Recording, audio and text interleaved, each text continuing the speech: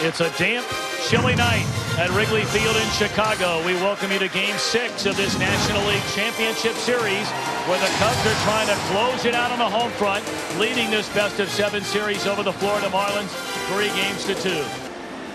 72-year-old Jack McKeon, his first trip to the postseason as a skipper, and his Marlins facing an elimination game as they did on Sunday in Florida, and came away with a 4-0 win behind Josh Beckett. The Marlin lineup brought to you by State Farm.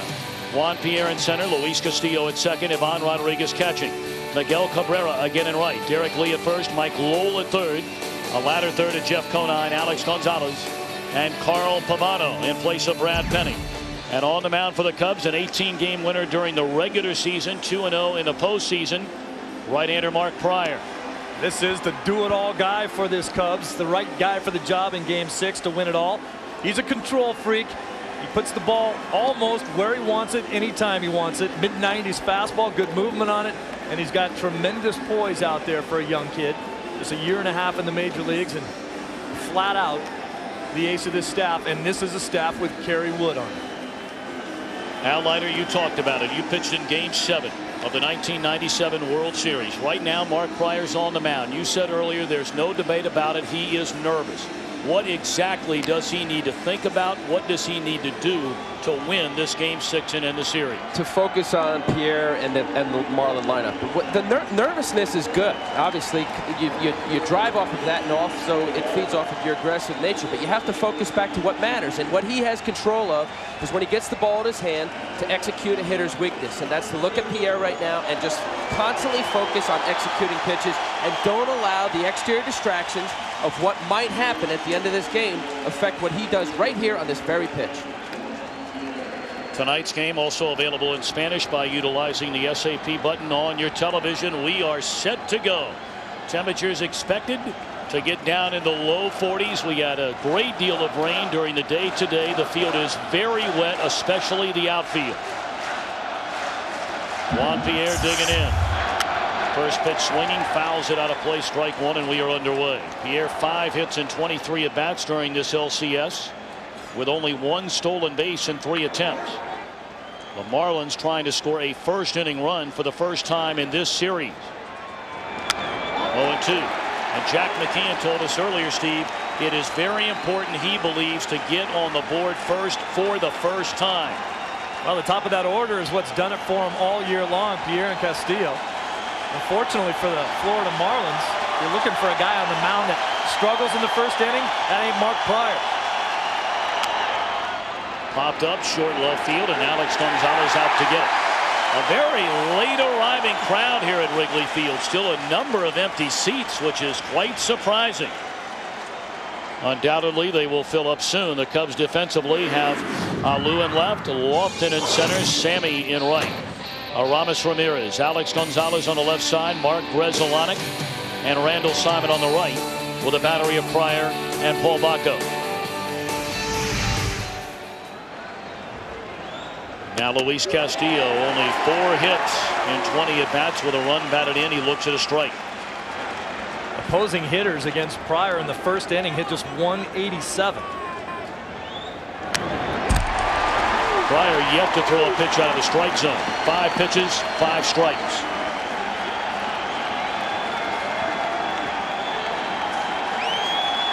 Well, generally control and your ability to put the ball in the zone has some bearing on where your mind is. And obviously with what you just said, Tom, it doesn't seem like he's affected a whole lot right now. Slapped into left center field. It'll fall in a base hit for Luis Castillo. He's a 1-out base runner. It is interesting to note that the first game that Prior started in this series, the Cubs won the game 12-3. They gave Prior an early 8-0 lead. But if you take away the pitcher spot, the Marlin lineup in that game collected 8 hits in 28 at-bats. That's a .350 batting average with 2 doubles and 2 home runs. You also have to remember, too, that, I mean, here's a guy that rarely throws his changeup, but in that game, threw a lot of changeups. I mean, he was experimenting out there. He was playing around. Here you're talking about a league championship series with the big lead, and he's out there working on his changeup. That's a nice luxury to have. Pudge Rodriguez, a breaking ball, checks his swing. They appeal. He didn't go around, and it's ball 1 to Rodriguez. 7 hits and 20 at bats, 2 home runs, 8 runs batted in, including the National League Division Series, 14 RBIs. But look what he's done in the Marlin wins in the postseason. 3 homers, 12 batted in, only 2 RBIs in their losses.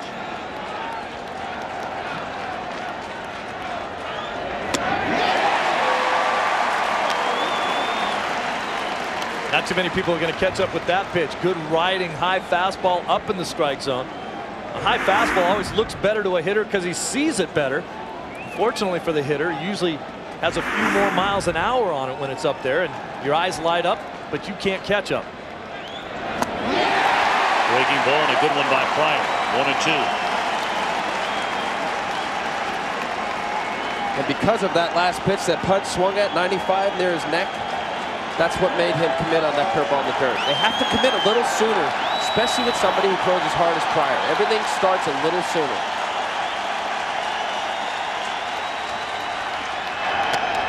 Came back with a fastball again, and this time Pudge lays off. 2 balls, 2 strikes. Just underway, a 1-out single by Luis Castillo after Pierre popped up to begin the ball game. Larry Rothschild often talks about how easy Pryor throws the ball, how fluid and easy his motion is, and for a hitter, what that does to you is the ball gets on you so much quicker. The ball explodes late. Ball's coming at you, you feel like you got a beat on it, next thing you know it's by you with exploding action on every one of his pitches at the end. I.e. Mariano Rivera.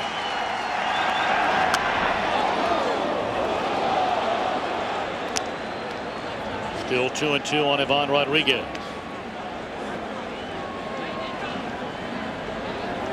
That ball fouled off into the stands directly behind the plate, and it hit someone, and the medical people here at Wrigley Field immediately rushing over to try and bring some help. Hopefully that fella's all right.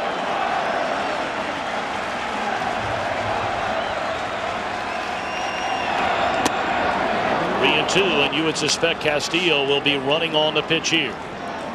Pudge generally put the ball in play. Castillo with great speed over at first base. That guy who throws a lot of strikes. 50 walks in 211 innings. 3-2 on Rodriguez. Runner goes. Breaking ball is high, and the Marlins have 2 on with 1 out here in the opening inning against Pryor. Pryor got ahead of Pudge Rodriguez in that at bat, and the at bat got away from the 23-year-old right-hander. Quite a bit of respect right there for Rodriguez. You get a 3-2 breaking ball when you know that the runner's running. Looked like he was trying to get the strikeout right there, and not really worrying about what Castillo was going to be doing. Now the 20-year-old Miguel Cabrera, called up from Double-A Carolina on June the 20th. Hit a game-winning home run his major league debut. And in the postseason, since starting 0 for 9 in the Giants series, has 12 hits in his last 25 at-bats. First pitch swinging, fly ball into right center field and playable for Lofton. Castillo will tag up and he'll advance on to third, 2 away in the inning. You're a little surprised Cabrera first pitch swinging there after the bout of wildness, if you will, from Pryor in the Pryor at bat? Well, I was just thinking that what he's thinking up there is Pryor is not a wild pitcher, does not have a history of being wild, and if you walk a guy in front of me, I'm thinking if you're Pryor, you're going to come right at me and throw a strike first pitch. I'm jumping all over it. Well, also, too, this ended up being a backup slider slurve curve, and Cabrera's very aggressive. He's shown that he's swinging. And as a result of that looking like a fastball out of his hand, he was out in front. Yep, and leaning out in front, too. It's been a rough series for Derek Lee. Only 3 hits and 22 at-bats with a home run. Fastball inside. Yeah, that's what happens to you when you think at the plate sometimes, Tommy. It doesn't help you. Cabrera goes up there looking first pitch fastball, doesn't get it, but still swings. And Pryor saying, you don't think I'm just going to flip a get me over fastball to you just because I walked that last guy. Swung on and fouled out of play. Well, this postseason has been ugly for Derek so far. 9 games, only 1 home run and 3 runs batted in. It's interesting to note, however, that the 3 hits in this series, 2 of them came against Mark Pryor, including his only home run of the postseason. And defensively, you have plus fastball staff, and generally Lee likes the ball down out over the plate, and they've been tying him up. They've been pitching him great. Fastball up and in. He fouled it back 1-2. He has been a lot closer in this series to getting better at swinging the bat. He's not far away now. We saw him foul a few pitches straight back. He fouled that one straight back. Unfortunately, you never get a break in this starting rotation. You're starting to feel good, and then who do you get to face? Pryor, and then Wood tomorrow if needed.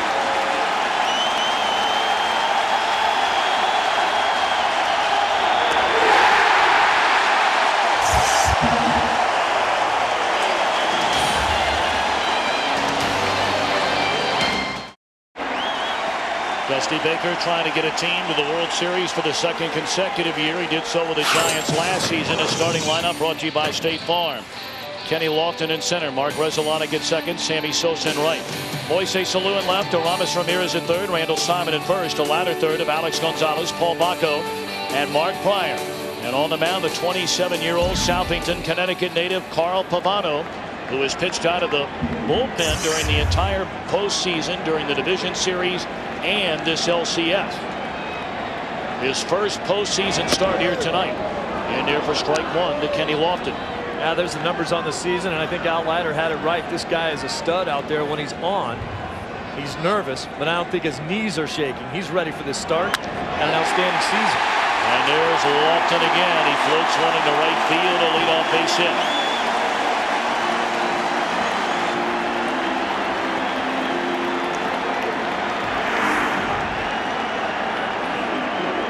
Split finger changeup.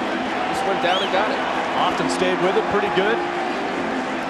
Just looped it into right field. Didn't try to do a whole lot with it. Kenny Lofton, 12 home runs on the season, but you never think of him as a power threat, really. Just trying to put the ball in play. Dusty Baker said he would try to play for an early run, play a little small ball. Let's see if Rezolonic is up there to bunt him over.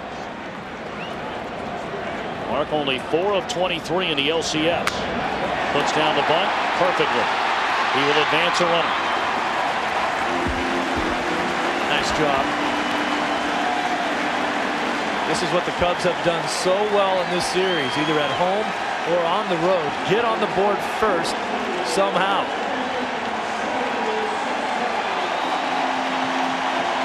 We talked about Mark Pryor being a guy that does not struggle in the first inning. Pavano does. Opposing hitters versus Pavano in the first inning hit .328 with 3 home runs, and Sammy Sosa is a .455 career hitter against Pavano with 2 home runs as well. Lofton at second, 1 away, and here's Sammy. Ball 1 low and away. Lofton has reached base in the first inning in now 3 of the first 5 games leading up to tonight, so 4 out of 6. All 3 times he got on base in the first inning in this series, he scored a run.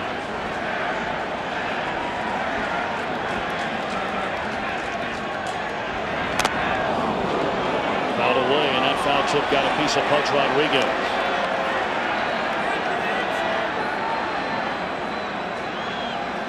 Ball gets fouled off your foot in a game like this, it's going to bark at you a little bit more than down in South Florida where it was warm.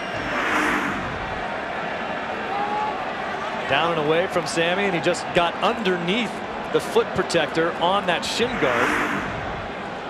I got him right on the inside part of the big toe on his right foot.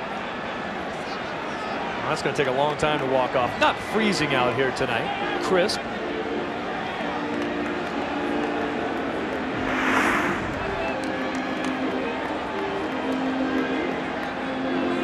That hurts. Tools of ignorance. You got that right. Look at the scouting report on Carl Pavano. Sinker, slider, split, also throws a changeup. Fastball is the key to all those other pitches. He's got to be able to establish that sinking fastball so that he can throw everything else.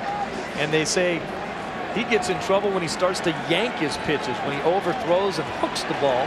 and pulls everything down and away to the right-handed hitters, like that pitch that he just threw to Sosa. Lofton at second, one away. 1-1 to Sammy Sosa here in the opening inning. Fastball paints the outside corner, a strike. Mike Riley, the home plate umpire, joined by Jerry Crawford, Chuck Merriweather, Field and Culbreth, Mike Everett down the left field line, and Larry Poncino down the right field line.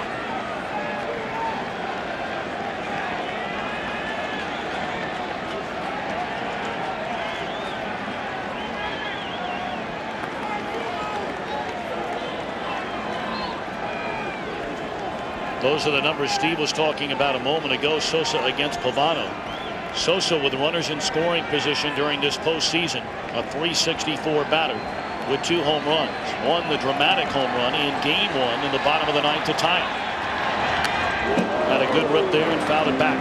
That is a moment when a starting pitcher just says, wow, made a mistake there and I got away with it. He tried to come in. It was actually a good idea. Come inside. He went 3 down and away. Sammy swung at 1 and a good paint. That's supposed to be inside.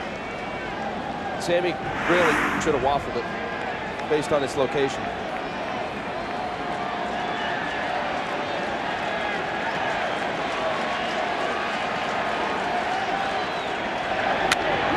Served into right field. It will fall. A base hit. Lofton will score. Sosa to second, and the Cubs lead 1-0.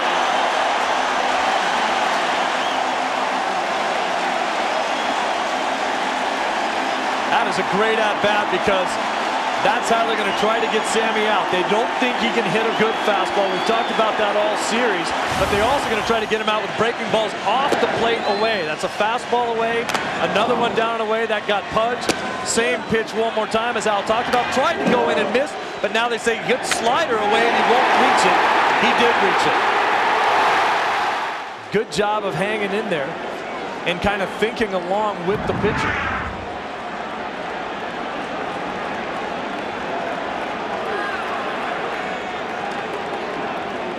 The Cubs again score in the opening inning, and you see what Sosa has done when it counts in this series thus far. Moises Alou, the batter, and the former Marlin, looks at ball 1 away. Alou 6 of 21 in the series with a home run and 3 batted in. Cubs have now outscored the Marlins 12-0 in the first inning in this series. The 8 run scored for Kenny Lofton ties an NLCS record. One of those names, Will Clark, of course, in 1989 for the Giants against the Cubs. The last time the Cubs played an LCS. They have pitched Moises Alou very tough in this series. Good job, Sammy. I think it's a big mistake if they think they can come in on him. They've stayed away from him very well. They've gone away, away, away, and when he starts thinking out there, they've been able to bust him inside off the plate. They try to come in. We've talked about this before. I think he has the quickest hands of any guy in that Cub lineup. Roll up the third base line. Lowell will let it go foul. Talking along the line with his quick hands. That was a fastball away, 90, and he pulled it. Tried to pull it, yeah. So you talk about quickness. It actually hurt him in that sense because it's probably a pitch he would have liked to have gone up the middle.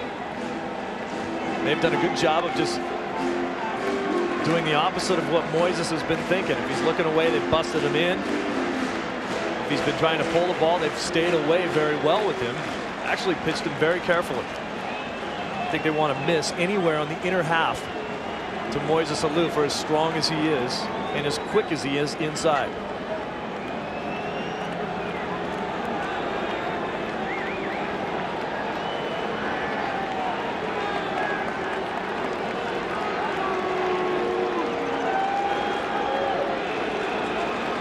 Run home, Sosa at second, 1 out.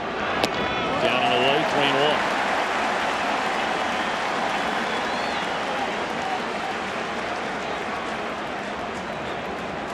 If you're Pavano, you have to think that this 1 run isn't just 1 run. Against Pryor, it could be a loss. Fastball hitter, it's not such a bad idea. If you go off speed, you walk him. You got the double play in order with Ramirez.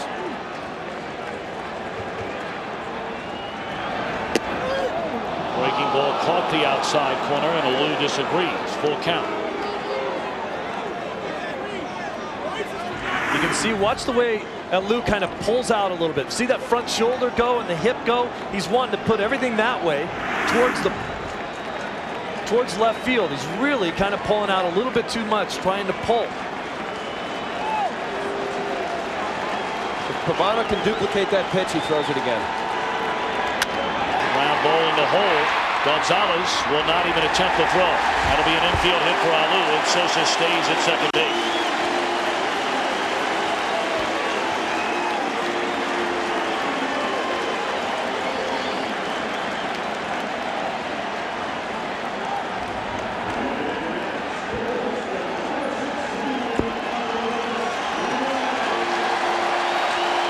Ramirez, 5 of 19 in the series.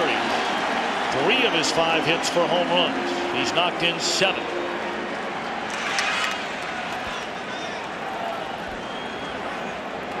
Pavano in there in place of Brad Penny, the Game 2 starter who got banged around here at Wrigley Field. Breaking ball down and away, and Ramirez chased it. Strike 1. Ramirez and Gonzalez have both been big hitters in this series for the Chicago Cubs. Double-A battery indeed. 6 home runs between the two. 14 runs batted in.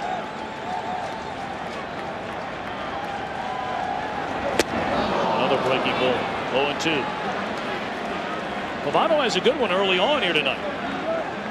Well, this guy was a stud coming up in the Red Sox system. You'll remember he got traded to the Montreal Expos in 1997 along with Tony Armas Jr. for none other than Pedro Martinez. That's how much that organization thought of him.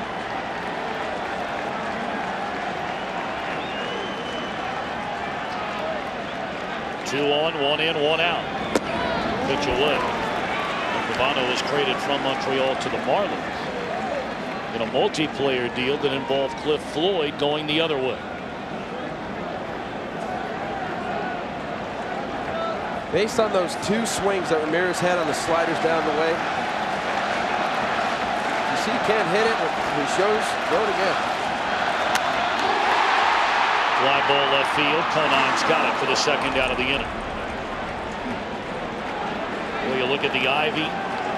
Of course, the idea and planted originally by the late great Bill Veeck. It is rare to see October baseball at Wrigley Field. Even more rare to see the green ivy take on the colors of fall. A lot of orange and red. A couple of the Cub players during batting practice actually had a couple of the red pieces of ivy taken out and stuck into their ball caps as they were taking infield and taking batting practice. Kind of a cool sight. Randall Simon, a hitter. First pitch swinging, grounds it foul. Randall 5 hits and 14 at bats with a home run and 4 batted in. He hit the big home run in Game 3 at Pro Player Stadium. He's up there hacking. Free swinger. First pitch split. Off the plate swung. Feed off of his aggressiveness.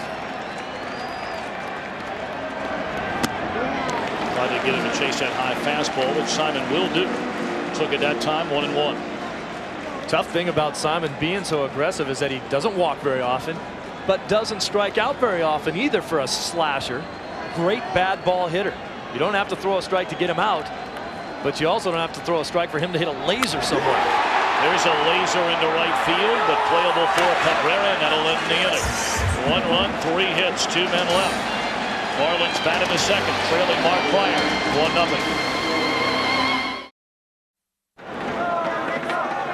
Get a look at the crowd out on Waveland Avenue. The city of Chicago has really beefed up its security and police force in preparation of this potential clinching night for the Chicago Cubs, trying to advance onto the World Series. For the first time since 1945, and a light rain begins to fall. 1-1 to Mike Lowell. He opened the second inning. Cubs lead 1-0. It rained and rained and rained all day today. Didn't stop until about 4 o'clock this afternoon. 2-1.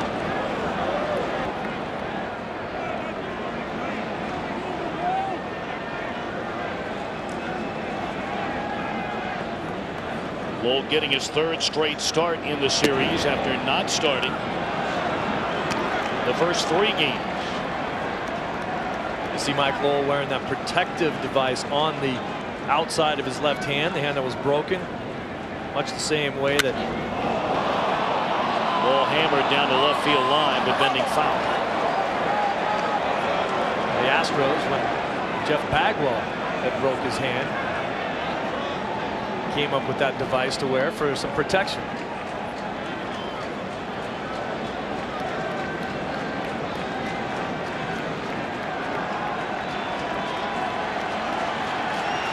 Lowell had a sensational regular season before breaking the hand. A couple of big home runs here in the LCS. In the air, straightaway center field. Lofton racing back, and at the track he's got it.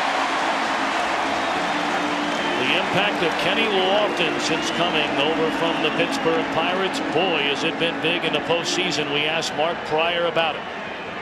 Kenny's been nothing but just spectacular, you know, for us, and starting us off every game. And I think ever since he came over, we've been just scoring runs early in the game, which, you know, makes our job as the starting pitchers a lot easier. We get a little bit more room to work with. One away in the inning for Jeff Conine. He slaps it off the glove of Simon and hit him in the head. And Pryor late getting over to the bag. He thought that Simon would catch that ball. We'll see how they rule it, but Conine aboard with 1 away. It's a base hit. Kind of a comical play. Simon reaches up, tries to get it, won't stay in his glove, and then bounces off his head. Came up with it quickly, and then kind of a blind toss back to Pryor, and Pryor's thinking, nah, there's no way I'm getting over there to get him. Well, you're taught in spring training, anything on that side, your reaction is to cover first. But if you saw where Simon was, he was way in the hole. So maybe Pryor thought it was a base hit right off the bat. Breaking ball, and number 8 hitter, the shortstop Alex Gonzalez. 2 hits and 17 at bats with a couple of runs batted in the LCS.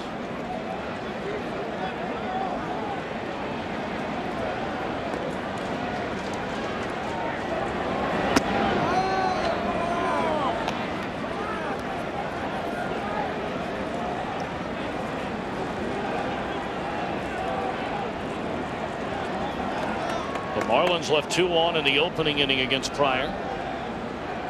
Mark got Cabrera on a fly ball to center and struck out Lee to end the inning. Ground ball, they get the out at second, and that's all. 2 away in the inning.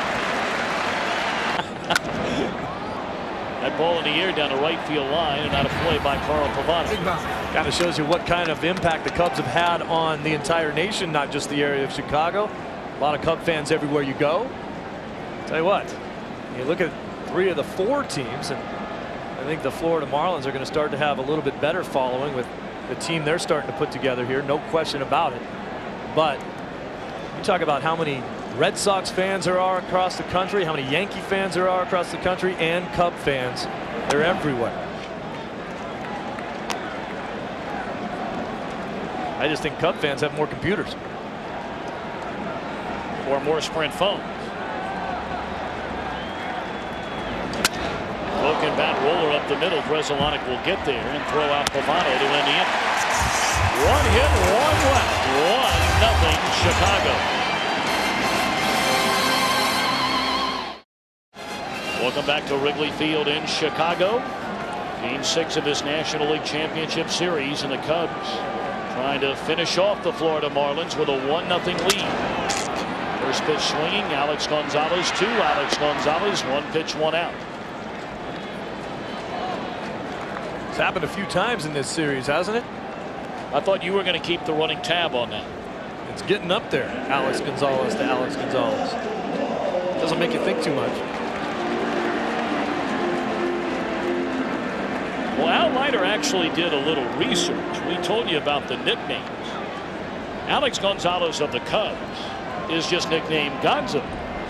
But Alex Gonzalez of the Marlins is nicknamed Seabass. as it's ball one to Paul Bacco. And Al, you actually did extensive research as to why he is nicknamed Seabass. Yeah, extensive. Well, we all thought he was a great fisherman, but apparently Kevin Millar gave him that nickname because he's always got a game face on, and I guess the sea bass always has kind of a frown. Smiling there. Who hasn't Kevin Millar given a nickname to?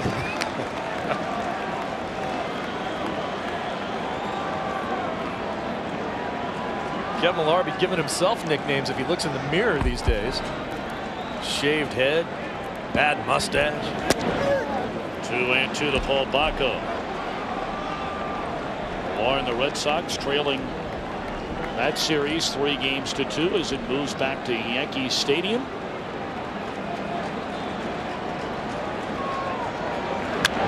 Still 2-2 to Bacco.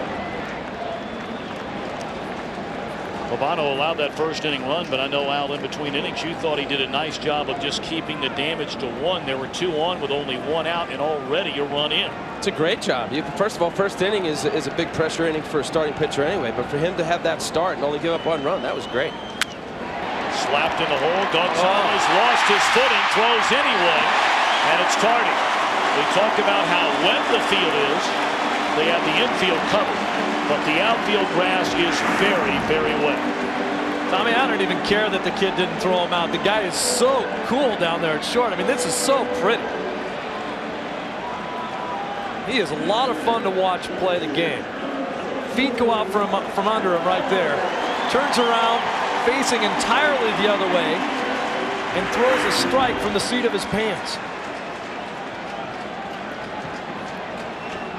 Now Pryor, he had 1 home run during the regular season, and he squares to bunt, takes outside. Ball 1 to Pryor. Pryor had 7 sacrifices during the regular year. He had 2 in his only start of this series. Stabbed at it, missed it. 1-1. Let's check in with Josh Lewin. Hey, Tommy, the difference between the infield grass and the outfield grass is palpable. As you mentioned, the tarp was on the field as it rained pretty much all day. That's why Seabass was on his fins a moment ago. Oh, how about that? Great to have Josh Lewin with us here tonight. Been with us throughout the entire series and will continue to be as long as she lasts. There's one thing you know for sure as a pitcher, all the bunting practice we do, that bunting is absolute. This is critical that a pitcher does his job. Much more important than being able to hit. Going to try to drop it down one more time, isn't he? Yes. Ooh, pulled it back and looked at a strike 3. He was going to try the little butcher boy. Fake the bunt, pull it back, and try to slap it through the infield with all the infielders moving. Then he couldn't pull the trigger. That's just looked like a little backup cutter. Not a lot on that pitch.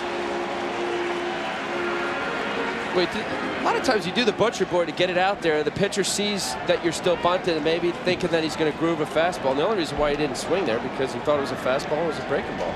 Locked him up. 2 away, and back to the top of the order we go with Kenny Lofton. He led off the game with a single. Bunt got him a second. He scored on a double by Sosa. 1 hopper at Lee, and that's that. 1 hit, 1 man left. We play 2 in game 6. The Marlins trail Pryor and the Cubs by a run.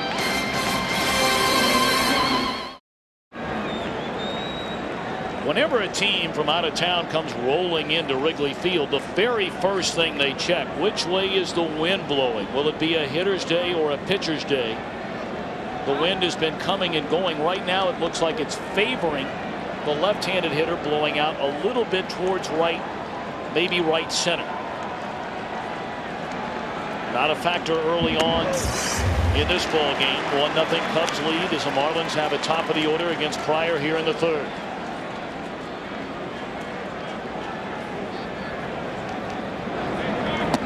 Breaking ball low. Al, you pitch many times here at Wrigley Field. How much does it affect you, if at all, on the mound? If anything else, the psyche, when you see that wind blowing in, you feel that much more confident in fastball counts to go outer half and let them rip it. Keep it in the long part of the park. The wind will keep it in the park. After that, that's momentarily. momentary thinking. You have to still think about making pitches. It doesn't matter about the win. If you make quality pitches, more times than not, you're going to get people out. Friars allowed 2 hits, walked a batter, struck out 1 through the first 2 innings. Bouncing ball off the glove of Pryor and Gresolani. And he throws it by Randall Simon. Pierre will stay put at first base.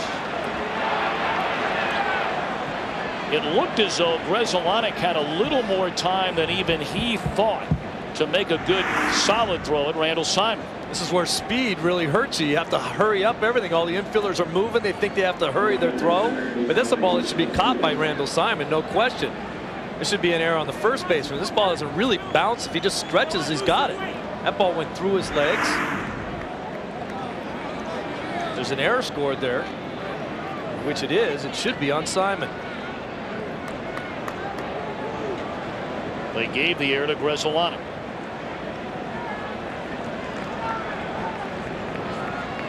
Pierre aboard, 1 stolen base in this series. He's been thrown out twice trying to steal. Simon's not noted for his defensive ability. Watch Gresolani off the glove of Pryor. It looks like he goes to the right up the middle and then has to come forward. See a little slip? That little bit might have had him throw off. You got, if you're a first baseman, you got to stretch out and catch that ball.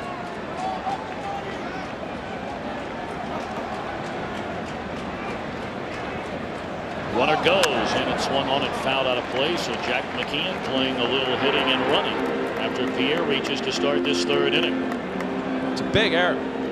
Pierre, you want to keep him off at first any way you can. Certainly by giving it to him with an error, it's big. Pierre led all major leaguers with 65 stolen bases during the regular season. Was thrown out 20 times. Another look at that last play. That ball didn't even short hop him. That ball's like right in between his legs. And now the pitch gets away from Paul Baco, and Pierre will get into scoring position.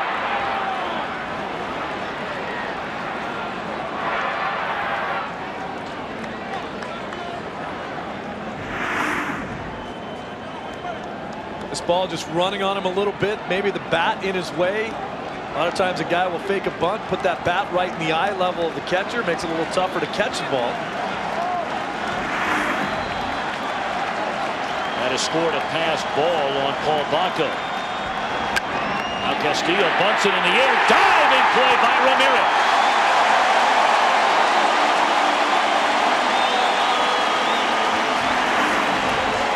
High fastball, tough ball to bunt softly and on the ground. Great play by Ramirez. Great reaction time right off of the bat. That ball up, like you said, Al. He's just trying to drop it down the 3rd baseline. But that one backfired on him. I love the arrogance of these 2 guys at the top of the order that will bunt anytime. And a guy's in there taking it away from you. It backfires there because Ramirez is in close enough to be able to make a play on that little pop-up. That's where he is. These guys are basically saying, go ahead, play in like you're going to take the bunt away from me, and I'll bunt anyway. That could turn out to be a very big play in this game. It's hard enough to score against Mark Pryor. But Castillo failing to get Pierre down to 3rd with 1 out in the inning. And now Pudge Rodriguez. Breaking ball in there, strike. We talked about it a lot in this series, especially here at Wrigley Field where the grass is thicker in the Midwest this time of year. You can't grow grass like they do in South Florida. Ball's not going to get to the outfielders in time, plus it's wet. You're not going to throw Pierre out of the plate. Chopper down to 3rd. Ramirez will throw to 1st. 2 away in the inning, and Pierre still standing at 2nd base. It's a good pitch. Pudge is looking back at that first pitch curveball. I'm not sure because I thought it was a nice hanging juicy curveball right down the middle. Then he busts him in with a nice 2-seamed running fastball. You see that ball running on his hands? Look at where it bounced. Very good pitch. That ball bounced about 3 feet foul and came back.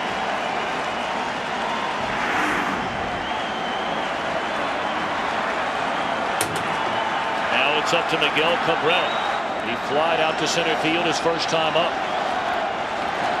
Breaking ball low and away.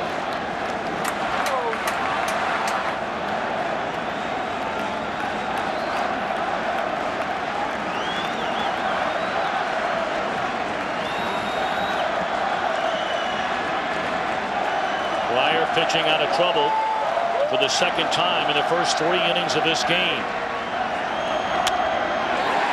And will work out of trouble, it appears. Short center. And Lofton calls off Grzelcyk, and that's out. Fryer pitches around the air by his second baseman. Still 1-0 Chicago.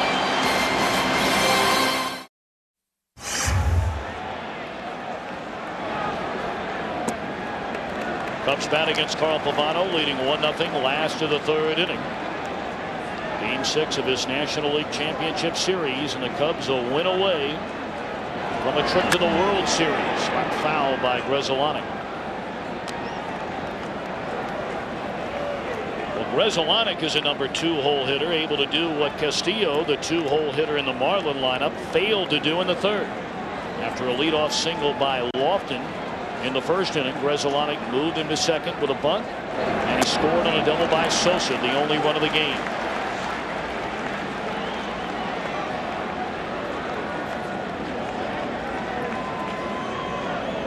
Dusty Baker scoffing at the questions posed by the local media, especially about Grzelcyk.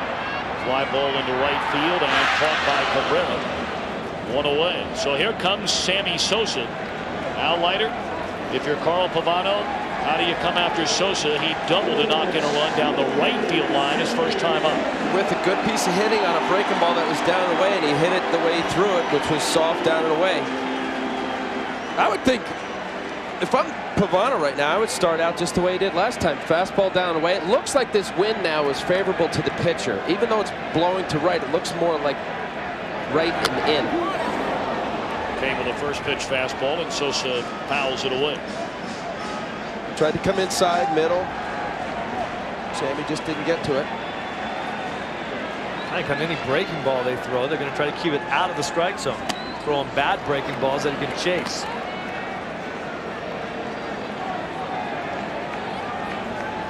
All right, 1-1. High fastball. He's going to go with the slider down the way. And it's too low. With 1 out early, and again, he's down by a run. It's important that obviously he pitches him carefully, have a Lou on deck, and he's shown that he's able to throw his off-speed stuff and fastball counts. Came with a high fastball, but away from Sosa, and Sammy a huge swing and a miss. Just beat him. Based on the 1-2 pitch that he threw with the breaking ball, Sammy was able to stay back and go the other way. I would say he's going to double that up with another fastball.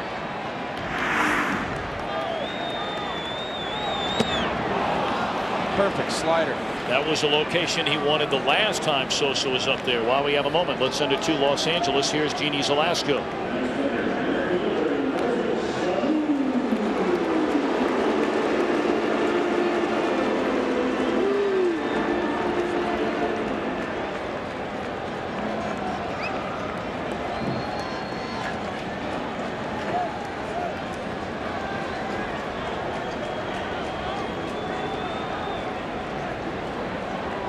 Two down, nobody on, and Pavano goes to work on Moises Alou. Fastball in there, strike. Pavano, a 12-game winner during the regular season. An earned run average a little over 4, and a couple of complete games. But as we talked about in the beginning of the ball game, Pavano closed the season pitching the best baseball of his major league career. Steve brought it up earlier. He's always been highly touted, but has never seemed to put it all together until the final 3 months of this regular season. And throwing the ball very well here tonight.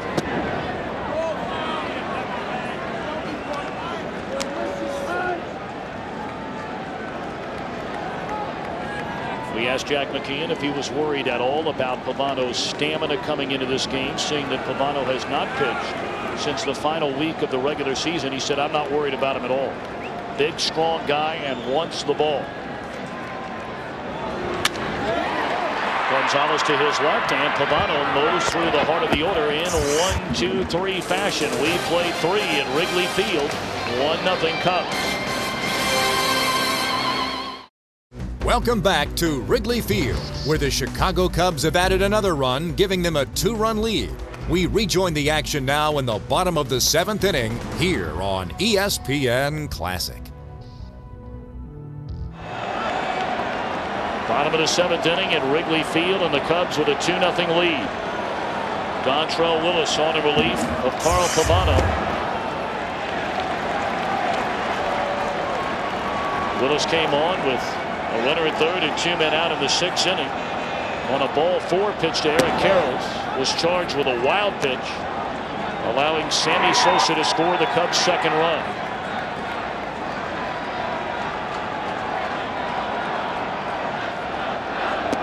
I think it's interesting what Dusty Baker's doing with Baco, the left-handed hitter. He has Damian Miller on the bench, but only has 2 catchers. Does not want a situation come up where he loses both of his catchers by pinch hitting for Baco here. He did pinch hit for the left-handed hitting Randall Simon with Eric Karros because Sosa was on third base, and that was a huge run at the time. He wanted to take the opportunity that Karros might drive Sosa in. He did via the pass ball on the walk.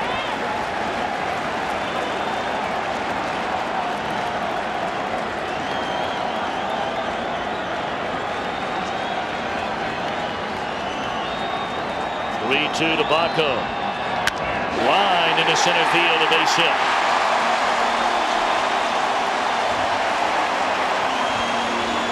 Let's take a game break and send it back to Los Angeles. Here's Jeannie Zelasco.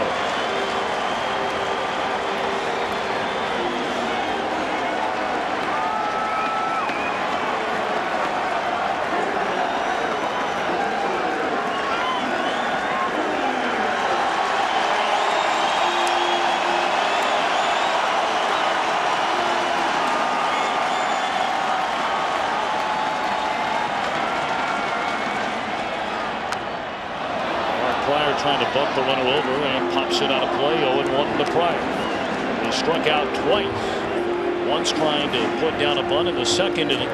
Struck out swinging leading off the 5th.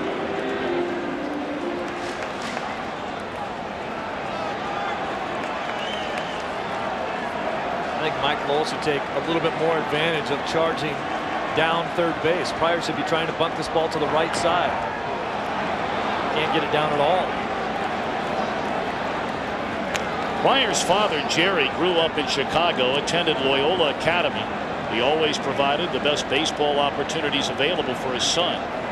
Mark had a pitching coach, Jay Martyr, when he was 12 years old, and worked very closely with Tom House, the former major league pitcher and pitching coach, who pupiled, among others, Nolan Ryan and Randy Johnson. That one put down beautifully. Pryor will advance a runner.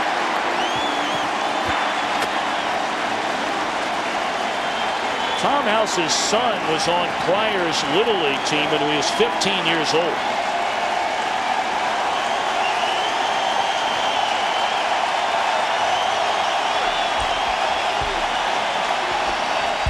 And a huge round of applause for Pryor, who struck up that relationship with House at the age of 16. Learned a great deal about biomechanics, physical preparation, nutrition, mental and emotional preparation. I mean, this guy was, for lack of a better word, bred to be in this position here tonight. You start working with guys like Tom House when you're 14 and 15 years old, a lot like Barry Zito with Randy Jones as a youngster. You're blessed to have that opportunity, and certainly both Zito and Pryor have made the most of it.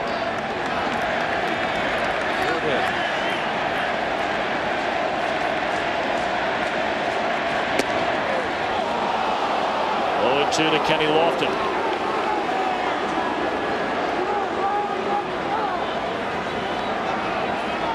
And the desire to want to be better, to be great. Everything you have done, you want to get better and just be the best you can be. He definitely has that in him. Trell wanted that fastball in the outside corner, didn't get the call. Gone away already to Kenny Lofton, got the call, didn't get that one. It was a ball. Lofton has had a fabulous postseason, taken high and away. Scored 8 runs, tying a league championship series record. He has 10 hits. And with runners in scoring position in this postseason. He's 5 of 8.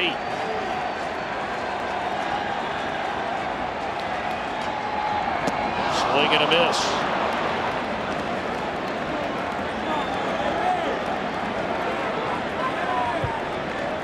Here's a breaking ball. It's basically a slurve, but after those couple fastballs, he's committed to see the fastball at 90-91. He's out in front, waving at a slider slurve in the dirt. Jack McKeon will summon the right-hander Chad Fox from the bullpen to face Mark Bresolano.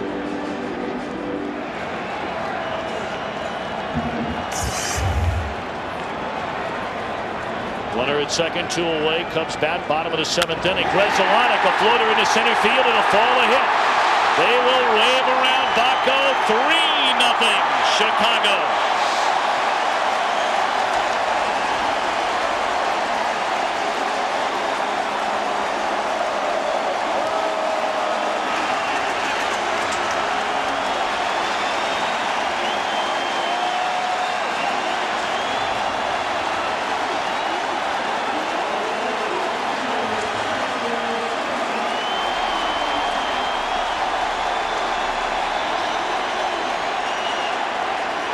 Sammy. Strike 1 at the knee. Cub hitters pretty successful on the first pitch they've seen from Chad Fox. Randall Simon hit a hanging slider out of the ballpark for a home run when he faced him down in Florida. And that was a big, big home run in this series. That came in the 8th inning of Game 3 after the Florida Marlins had taken the lead in the bottom of the 7th inning, knocking out Kerry Wood. And then Simon gave the Cubs a 1-run lead with that 2-run home run off Fox. A game the Cubs wound up winning in 11 innings. Bresolano first pitch swinging, driving in Baco.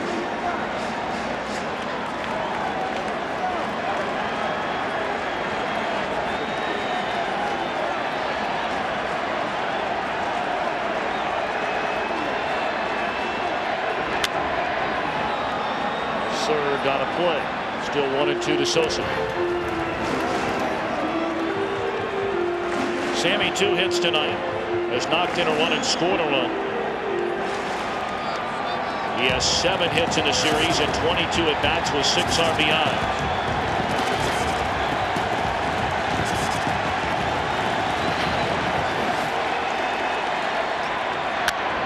Line into right. Cabrera coming on. It'll drop. And on to third goes Bresolano.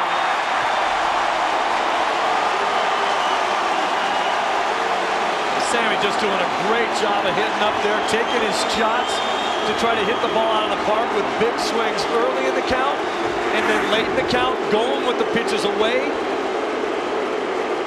Just trying to stay within himself and drive the ball to the opposite field. Nice shorter swings out of Sammy.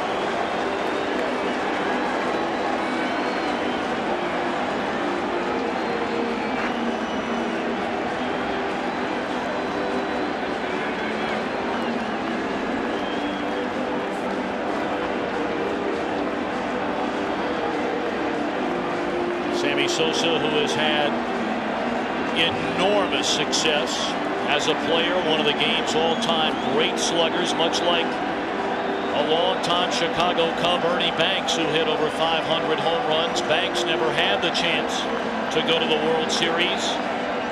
And Sosa, his team, 6 outs away from changing that in his career.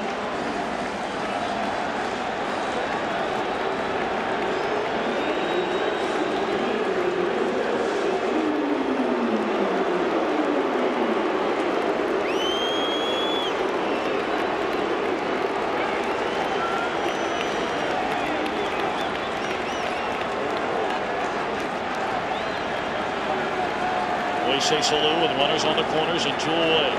Alou 2 hits tonight. Swing and a miss. Braden Looper begins to throw in the Florida bullpen. We talk about Ernie Banks. He played 19 seasons with the Cubs from 1953 to 1971.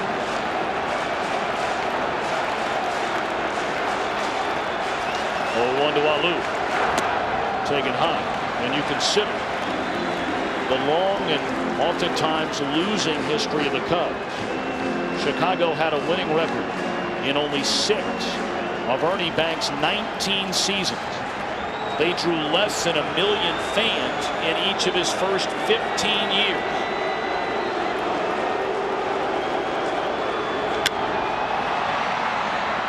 Popped up at Cabrera in right field, should end the inning, and it does.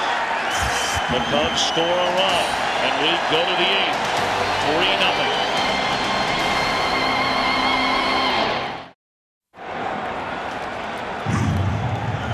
39,577 at Wrigley Field in Chicago for Game 6 of this National League Championship Series on this October the 14th, 2003. It was on this date in 1908, 95 years ago today, that the Cubs defeated the Detroit Tigers 2-0 to wrap up their 2nd straight World Series championship. With a victory tonight, as I said, he did not offer at the pitch. The Cubs would return to the World Series with a chance to win their first world title since this day, 1908.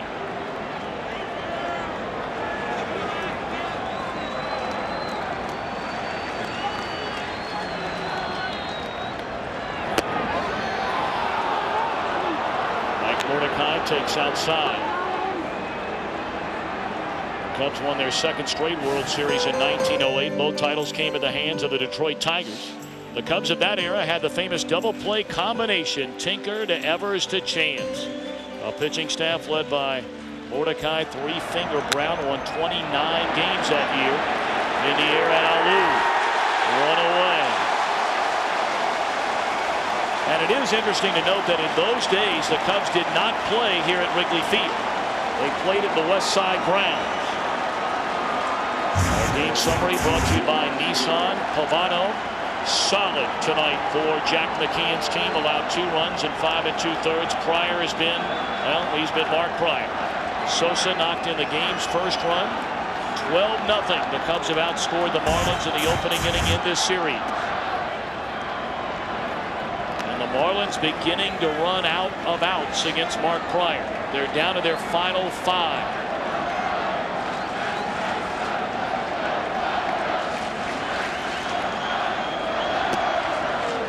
2-0.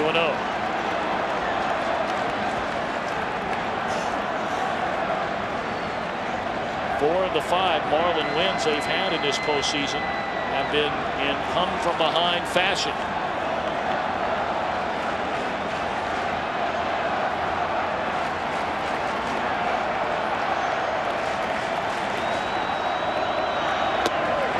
Two and 1 to off the air.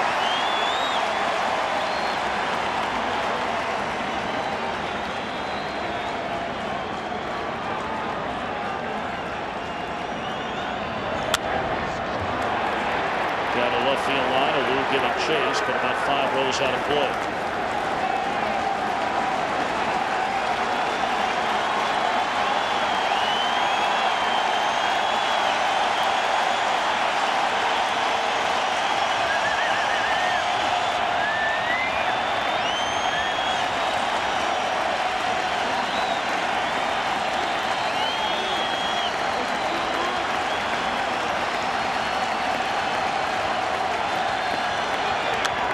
Still 2-2.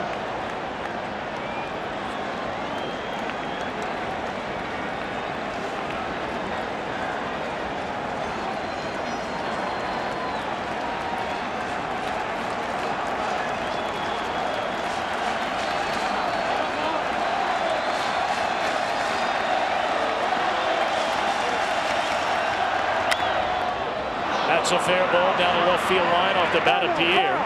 He'll make the turn and coast into second base with a 1-out double.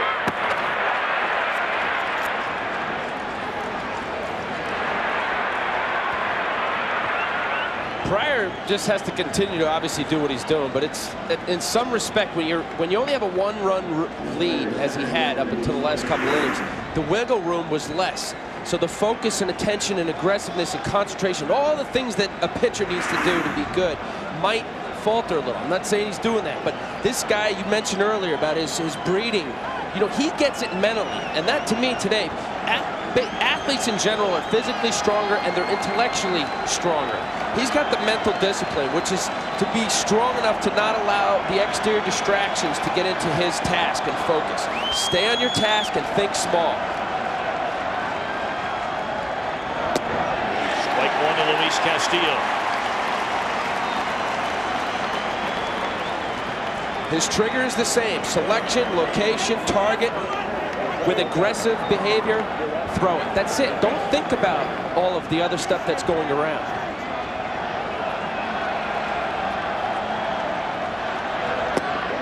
Blown away, a ball and a strike to Castillo, trying to get aboard. And trying to get the tying run to come to the plate. This is maybe the one time in the series where they don't care about Pierre at second base right now at all. Pryor could mentally bear down now and get the job done and just soon have him not score. But with the 3-run lead, he means not much in the whole scope of things. He didn't get out of this inning without giving up just the 1 run.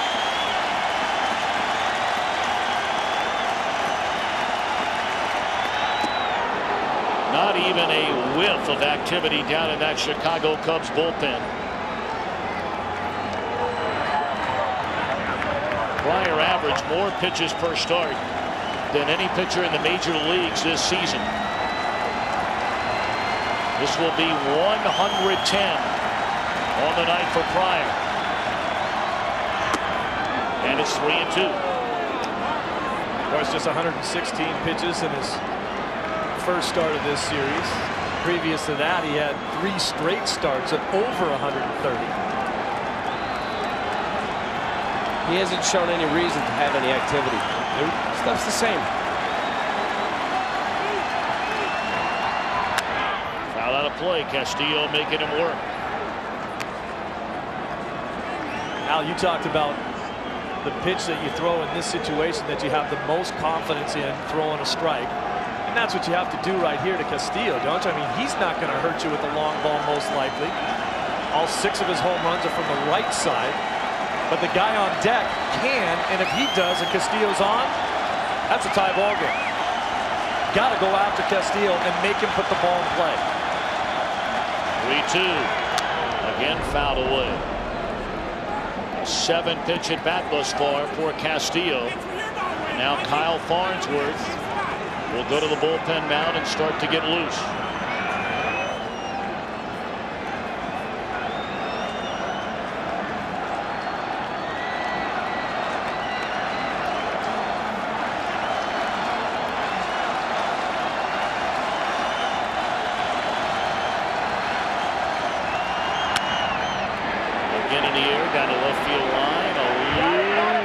Into the stands and couldn't get it, and he's livid with a fan.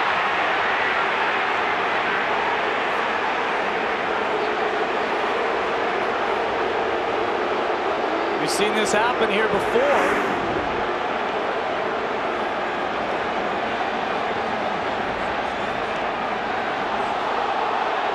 That's awfully close to fan interference right there.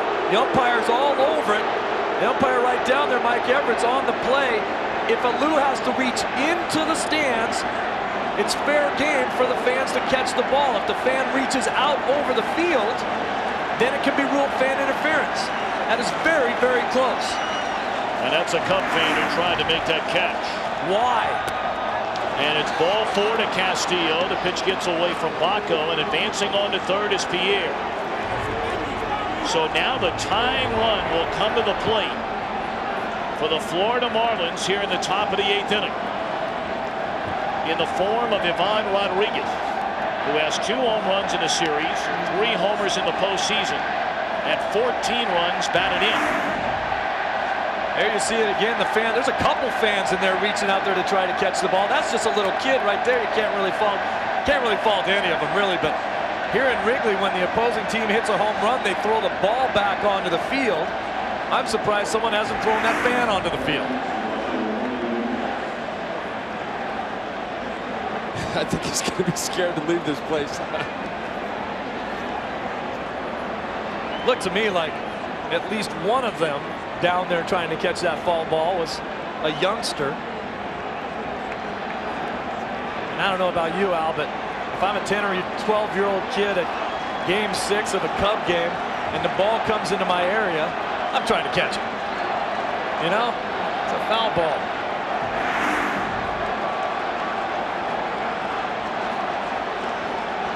Lou thought he was going to make the play, and it certainly looked like he had a chance. Well, that's all for naught now. The tying run is at the plate. That could be huge.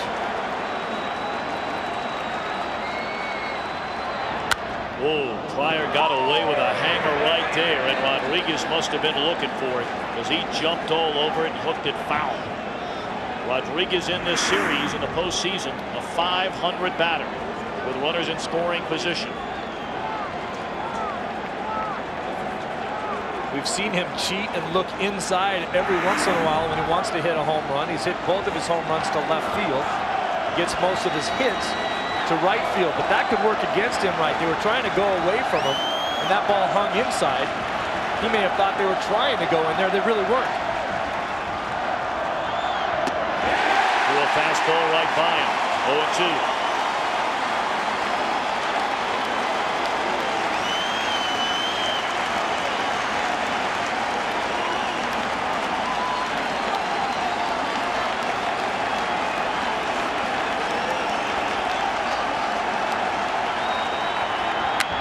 Into left field, a base hit by Rodriguez. He is delivered again. Pierre scores to make it a 3-1 ball game. The tying run is aboard, and the go-ahead run is coming to the plate. And decision time now for Dusty Baker. Does he give the ball to Kyle Farnsworth in the bullpen, or does he leave Pryor out there on the mound?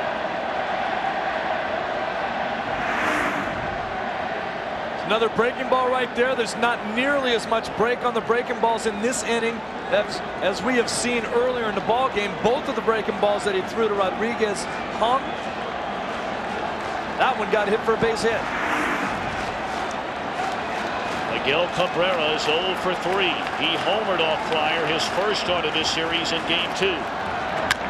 Ground ball in the hole is short, and bobbled by Gonzalez, and everybody's safe. They weren't going to turn the double play. They certainly would have gotten the force out at second base. An error on Alex Gonzalez. Looks like Gonzalez is trying to just make this play a little too quickly. This is an easy play. You're just going to second to get one out. Get right off the heel of his glove.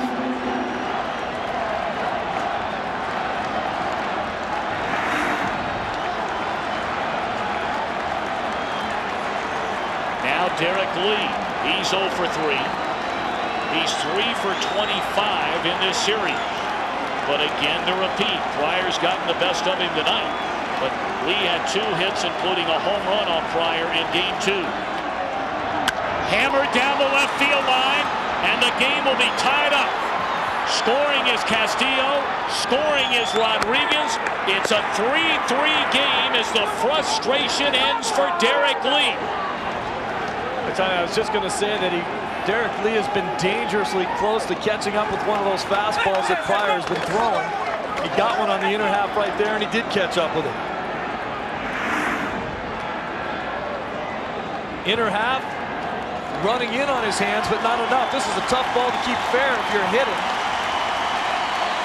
Lee did a great job of dropping the bat head through and quickly through the zone. What a turn of events. Go, boys, go! 5 straight hitters reached. The Marlins have tied the game. Pryor out of the game.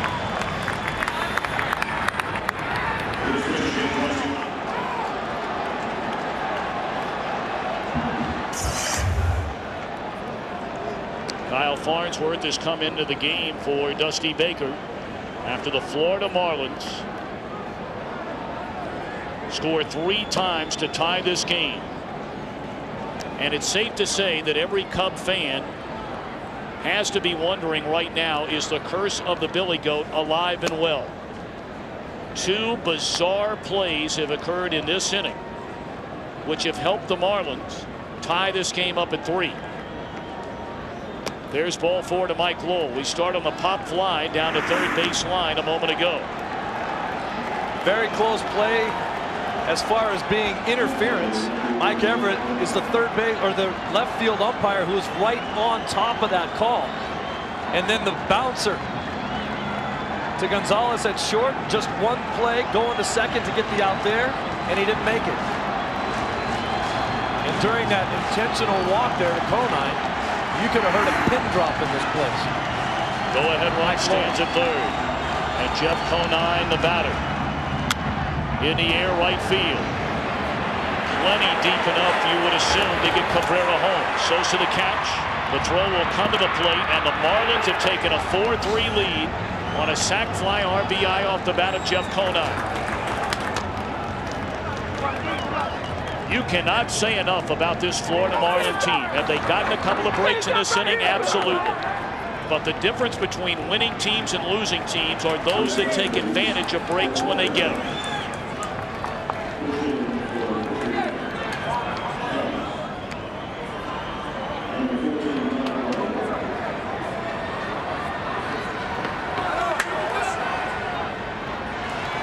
Silence here at Wrigley Field in Chicago. They are stunned, Tommy.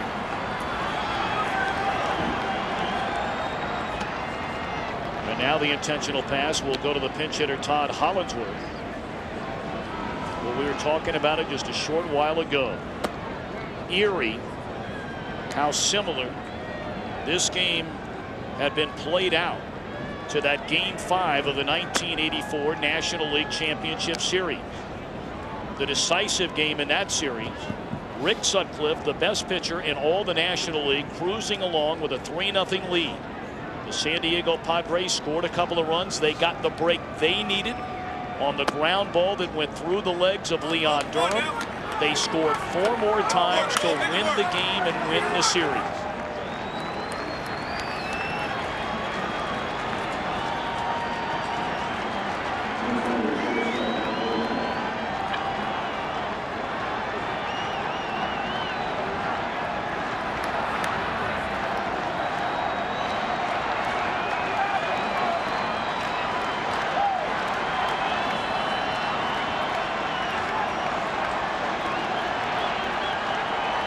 Mordecai led off this inning with a fly ball to Alou in left field.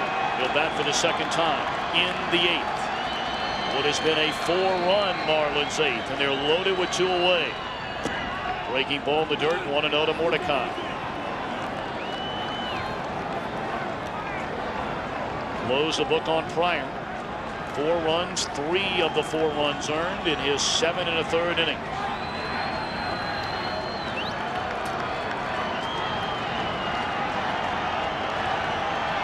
I think Mordecai may be up there taking a strike in this situation. Not a big, tall guy. Farnsworth has trouble throwing strikes at times.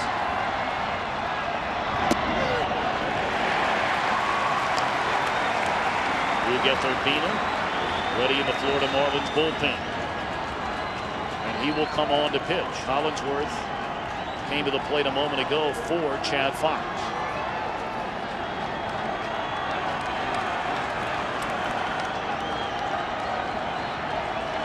Lee, Lowell, and Hollinsworth aboard. Breaking ball again, down and away. It's hard to believe a guy like Farnsworth has been brought into this game. He is the ultimate power pitcher, yet breaking ball after breaking ball with the bases loaded and 2 outs here in the inning. Although Mike Mordecai, I don't know about 100 miles an hour, but he's always been a very good fastball hitter. And he pokes the ball. He doesn't drive. He's not looking to hit a home run. Good fastball hitter. That ball hammered into left center field. On the run, Alou. On the run is Lofton, and it's off the ivy. 3 runs are going to score on a double by Mordecai. A 7-run Florida 8th inning. And this crowd at Wrigley Field stunned in disbelief.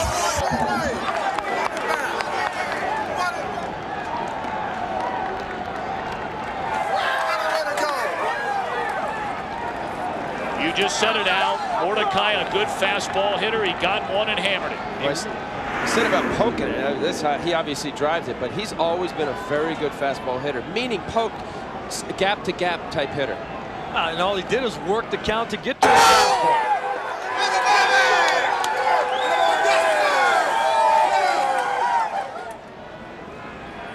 Think he's happy? I mean, it's a guy's a situation where he just waited for the fastball and jumped all over it. So the change will be made. Pudge and company celebrating a 7-run eighth.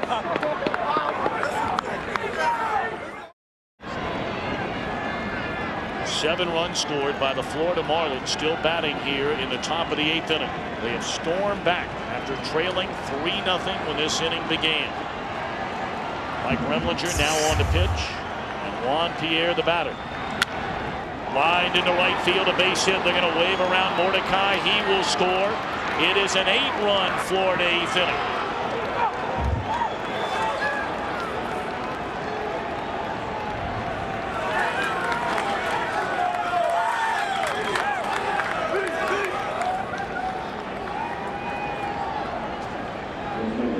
Well, we brought it up. The Florida Marlins, in their 5 postseason wins this season, 4 of the 5 they've come from behind to win.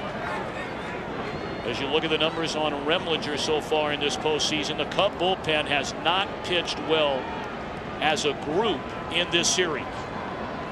They've had good games at various times by different pitchers, but by and large, they have struggled. 0-1 to Luis Castillo. 8 runs, the most runs scored in any inning in the postseason by a Florida Marlins team. You may be saying, no kidding. Well, in Game 3 of the '97 World Series, Al Leiter certainly remembers a 7-run 9th inning to outslug the Indians 14-11.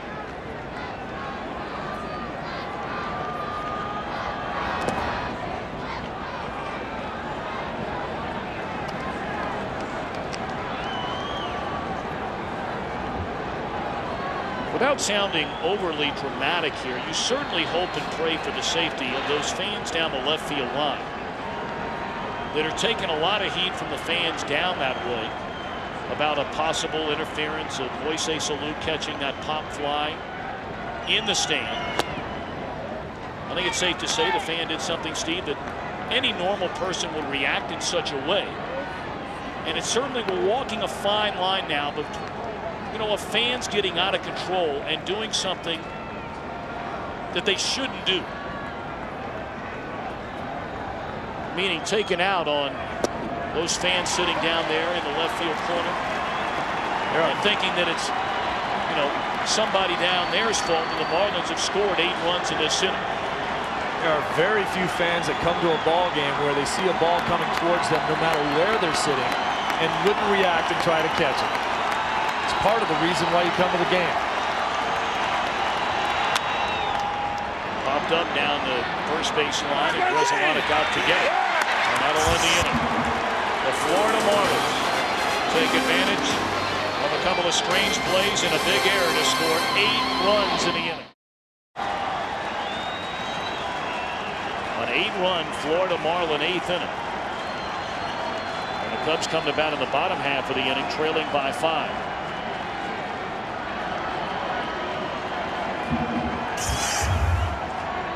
Luguenther Urbina takes over on the mound for Jack McKeon. It's in there. Strike 1 to Aramis Ramirez.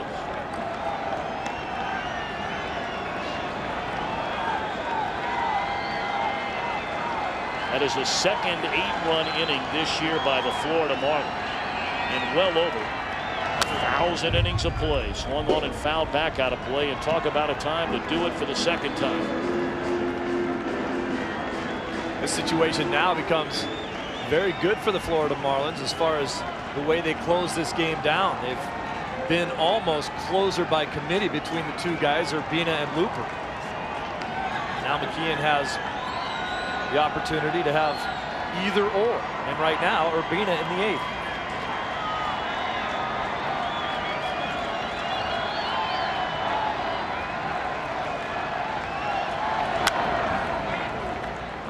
Fouled away by Ramirez. He's 1 for 3 in the game.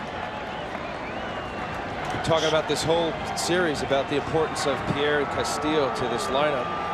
Pierre double, Castillo walk. Set the whole table. What a great 1-2 punch. Now you know better than anybody. You know, a lot of times after the game is over, a pitcher will be asked about the pitch you allowed the double to Derek Lee, say in the inning that knocked in a couple of runs. You'll be asked about, you know, the 2-run single you allowed. But oftentimes it's a walk with maybe one man on and one man out in an inning. And I'm sure the at-bat that Pryor might most like to have back is the walk to Castillo. Yep. That was after the foul ball down the line that Moises Alou was unable to make the play on into the stands. A lot of times people will complain too. You'll throw a 2-2 pitch to a guy that you think is a strike, but then you throw the 3-2 pitch down the middle and the guy hits it 9 miles, but that's the one you want to complain about. Why don't you get the guy out on that next one?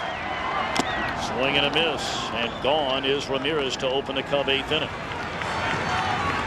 In a lot of ways, it's no different than what we saw with Gonzalez committing the error. I mean, after that pop fly ball down the left field line, as you said, Steve, Pryor walked Castillo. He then allowed an RBI single to Rodriguez. The error by Alex Gonzalez. The 2-run double by Lee. That was all for Pryor. An intentional walk, sac fly RBI, intentional walk, 3-run double and a single. And so the Cub pitchers had a lot of chances to get out of that inning. And it all happened within like a minute or two. If you think about the play down the line with Mo in the stands, you had a curveball for a single, first pitch to Cabrera, E6, first pitch to Lee, double. It all happened within a minute, too. Lee was the guy that scared me the most in that inning as far as coming to the plate with men on, because it looked to me like he was getting closer and closer to timing Pryor's fastball. And he got a first pitch fastball and hammered it. Fly ball short left field. Conine runs it down quickly, 2 away here in the Cub 8th inning. Alex Gonzalez pops it up. Short center field. Castillo out to get it, and the Cubs are gone 1-2-3 against Urbina in the 8th. We had 4 in the 9th. Marlins in front, 8-3. Still a huge crowd out on Waveland Avenue beyond the left field wall here at Wrigley Field. They were ready to celebrate a trip to the World Series. They still have a chance, though we go to the 9th inning and the Cubs trail by 5. And the former Florida Marlin, Antonio Alfonseca, takes over on the mound. Ramon Martinez takes over at short for Alex Gonzalez.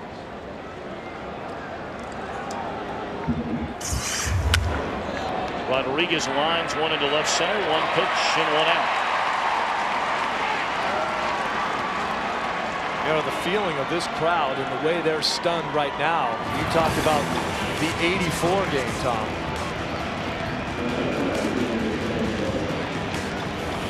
That the Cubs were involved in with the San Diego Padres, and how the Padres came back and beat them 3 straight. It reminds me very much of the '86 World Series. The ball went through Bill Buckner's legs, and the Red Sox ended up losing that ball game. But what a lot of people forget is that that was Game 6. The Red Sox did have a chance to come back and win Game 7. But it was almost so mentally crushing they couldn't come back. You would hope that the same feelings don't linger around a Cubs ball club that has a chance to come back and win Game 7, and you certainly have a momentum builder for the Florida Marlins if they hang on and win this one. Grounded and through the hole into left field, a base hit for Miguel Cabrera. He reached on the error by Alex Gonzalez in that 8-run 8th inning.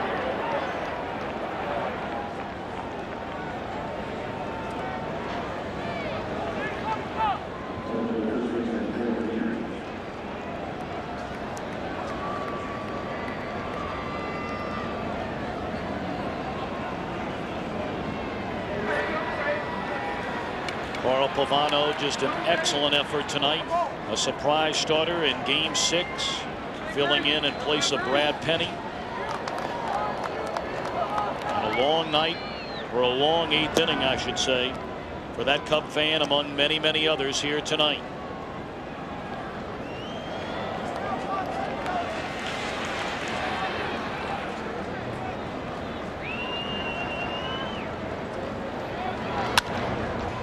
ground down to third. They get one, and they get two to end the inning. The Cubs have lost 67 consecutive games, trailing after 8. They'll try and change that as they bat him in ninth in Game 6.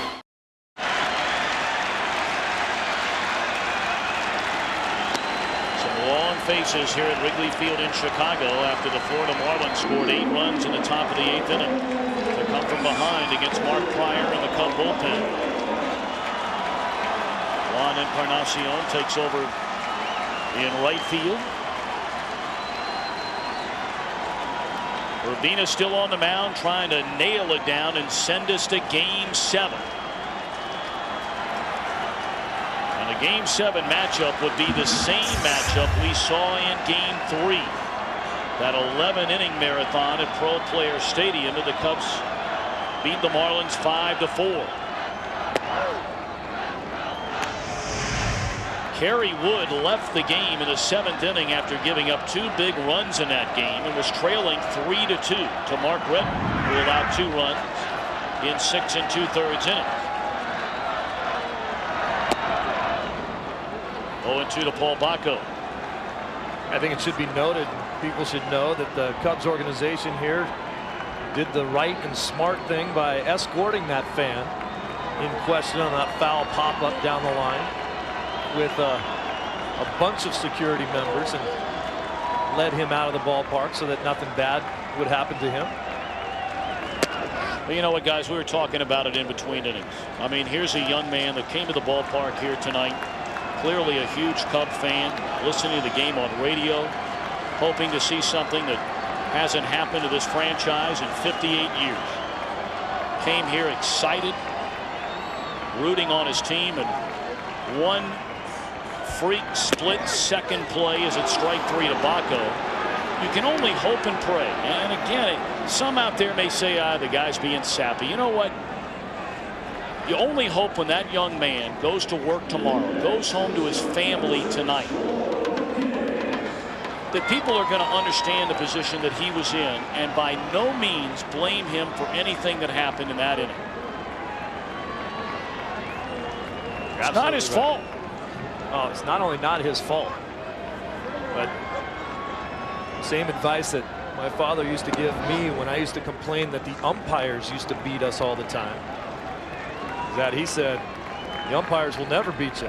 Might not help you occasionally, make some bad calls here and there, but you will always have opportunities in the game in order to win a ball game. And that play right there didn't help the Cubs, but it did not beat them.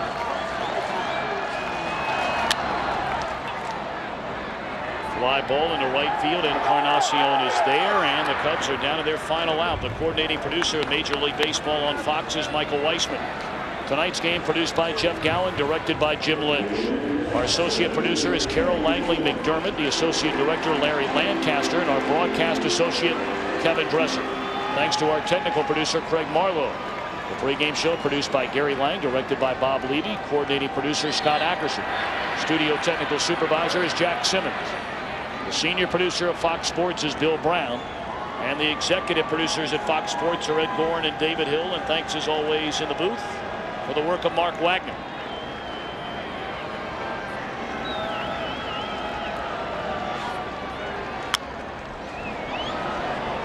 Popped up into foul ground. Mike Lowell with room, and we are going to a 7th game in this National League Championship Series in stunning fashion.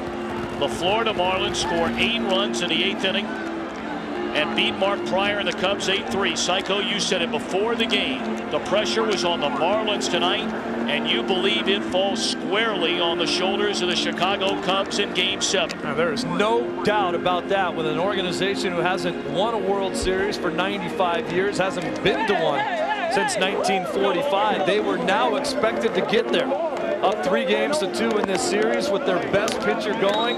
They've got an outstanding guy going tomorrow in Kerry Wood, but there is some serious pressure on his shoulders tomorrow night.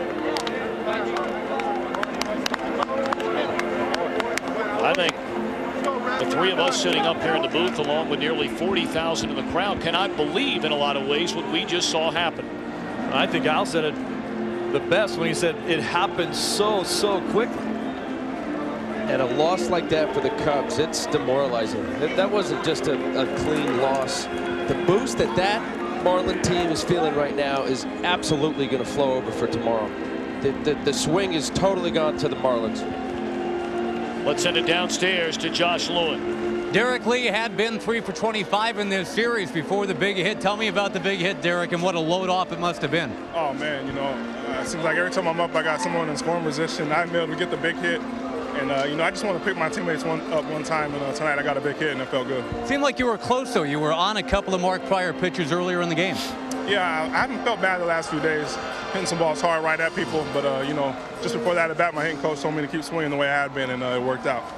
The Luis Castillo at bat, he worked to walk, set up all the magic in the 8th inning. The top of the order continues to shine for you guys. Yeah, those two guys at the top, Pierre and Castillo, they're our catalysts. When those guys are getting on, we're tough.